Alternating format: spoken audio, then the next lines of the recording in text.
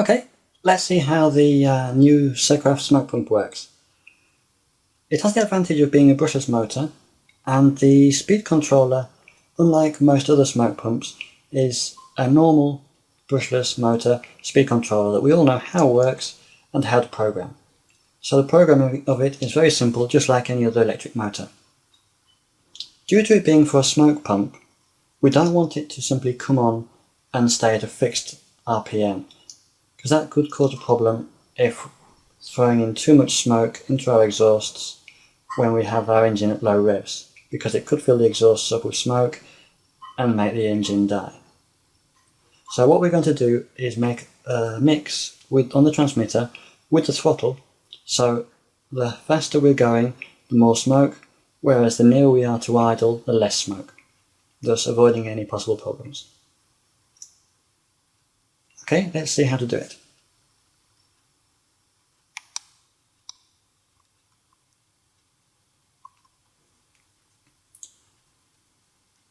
For this example, I have the channel 1 is our throttle and channel 2 is our smoke pump. Channel 2 is actually simply auxiliary 1, which for this example I've renamed smoke. So just have a quick look. On the servo monitor we have channel 1 is throttle and channel 2 is smoke. Now the first thing we have to do is disactivate anything that has any control over channel 2, the smoke. So we simply go into function and on channel 2 disactivate every control, so null. On other transmitters you can do the same thing simply by reducing the endpoint to 0 on both sides. Now it's simply a case of making a simple mix which mixes the throttle to channel 2, the smoke pump. Go into programmable mixes, our mix number 1, activate it and select a switch that we want to use to turn it on and off.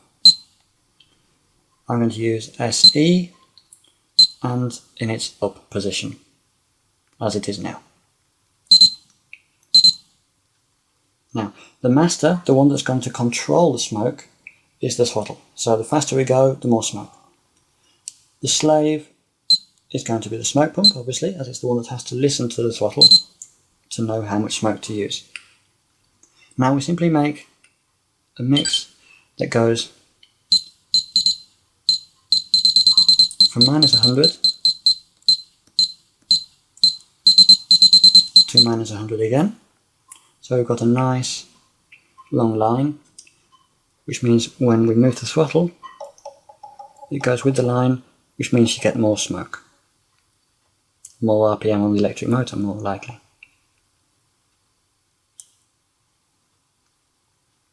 That's basically it.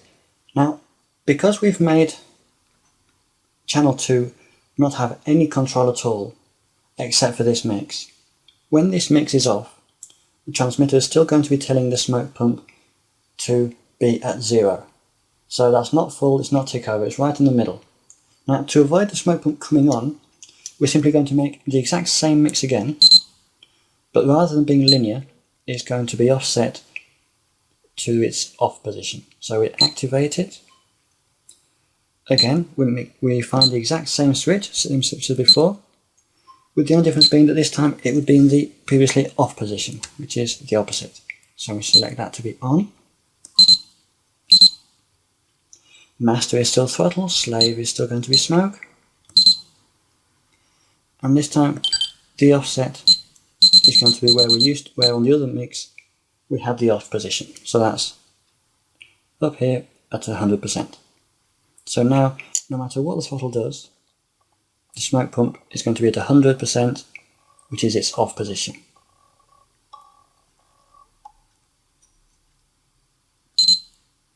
And that's it. So let's see what that actually does. When it's off, the smoke doesn't actually move with the throttle. However, when we turn the mix on, it's totally progressive.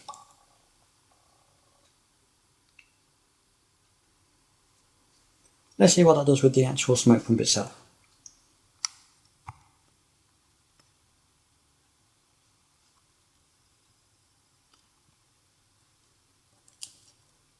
Simply plug it in to the 2-cell or 3-cell LiPo and we're ready to go.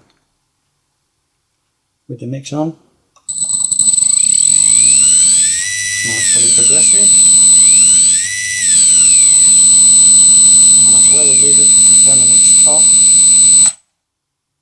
it'll stop and the throttle no longer has any control over it. Turn it on again, and once again, fully progressive.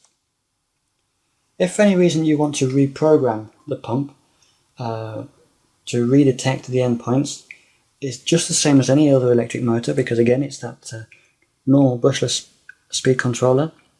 We simply put the throttle on full, connect the battery, it beeps to let us know it's in programming mode. It's recognised full throttle, now it needs to recognise the off position and we're ready to go.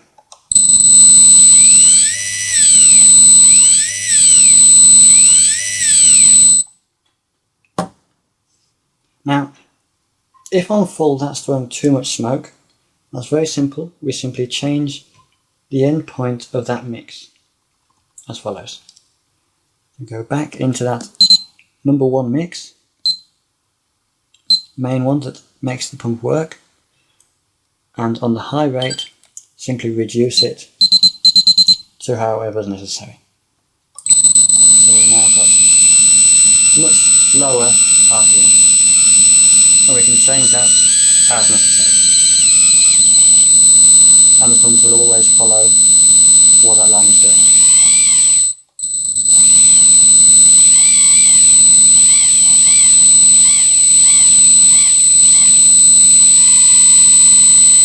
And still, if we click the off switch on the mix, pump stops. Simple.